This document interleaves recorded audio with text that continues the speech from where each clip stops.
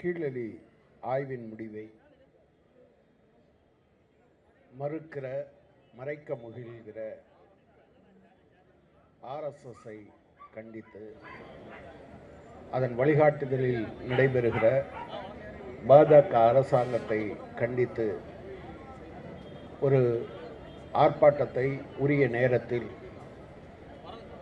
ஏற்பாடு செய்து நடத்தி கொண்டிருக்கக்கூடிய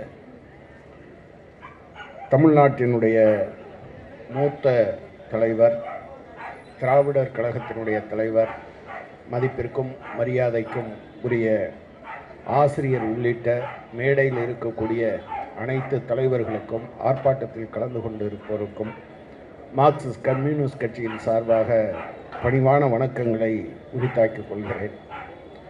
அவர்கள் தமிழ்நாட்டுக்கு மட்டும், தமிழுக்கு மட்டும் எதிரிகள் அல்ல. RSSஐ பொறுத்தளவில் அவர்கள் ஒற்றை கலாச்சாரத்தை வைக்கிறார்கள். சில நேரங்களில் சிலரை குறிவைத்து அந்த தேவைக்கு தகுந்த மாதிரி அதை முன்வைப்பார்கள். நாம் வரலாற்றை முன்வைத்தால் அவர்கள் புராணத்தை முன்வைப்பார்கள். நாம் பன்மைத்துவ என்பதை இயல்பாக இருக்கிறது, அதுதான் இந்தியா என்று நாம் முன்வைத்தால் அவர்கள் ஒற்றைத்தன்மையை முன்னிறுத்துவார்கள். நாம் அரசமைப்பு சட்டத்தை முன்வைத்தால் நேர் எதிராக அவர்கள் மனுஸ்மிருதியை முன்வைப்பார்கள்.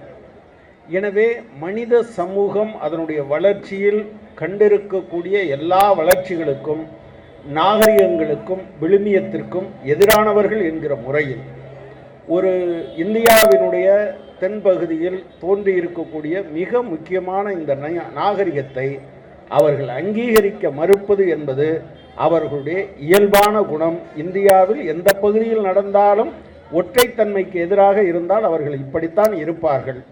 எனவே அவர்கள் எல்லாவற்றையும் மாற்றிக்கொண்டு இருக்கிறார்கள். அங்கும் இங்குமாக அமர்நாத் ராமகிருஷ்ணா போன்றவர்கள் இதற்கு எதிராக குரல் எழுப்புகிறார்கள் என்பதை தவிர, அரசமைப்பு சட்டத்தின்படி உருவாக்கப்பட்ட அறிவியல், வரலாற்று, சட்டப்பூர்வமான அமைப்புகள் அனைத்தையும் தங்கள் கைத்தடிகளால் நிரப்பி வைத்திருக்கிறார்கள் என்பதையும் கவனத்தில் கொண்டு ஒட்டுமொத்த முறையையும் மாற்ற வேண்டியது இருக்கிறது என்பதை சொல்லி அதற்கான போராட்டத்தில் இங்கே அதை ஒருங்கிணைத்திருக்கக்கூடிய திராவிடர் கழகத்திற்கு பாராட்டுக்களை தெரிவித்து கொண்டு, ஒன்றிய அரசே, RSSஏ வரலாற்றில் தலையிடாதே, அறிவியலில் குறுக்கிடாதே, எங்களுடைய பெருமையை, பொதுவாக உரிமைகளுக்காகத்தான் போராடுவதை பற்றி கேள்விப்பட்டு இருக்கிறோம். நம்முடைய பெருமையை நிலைநாட்டுவதற்கும் போராட வேண்டிய அவசியத்தை RSS சங் பரிவாரம் உருவாக்கி இருக்கிறது.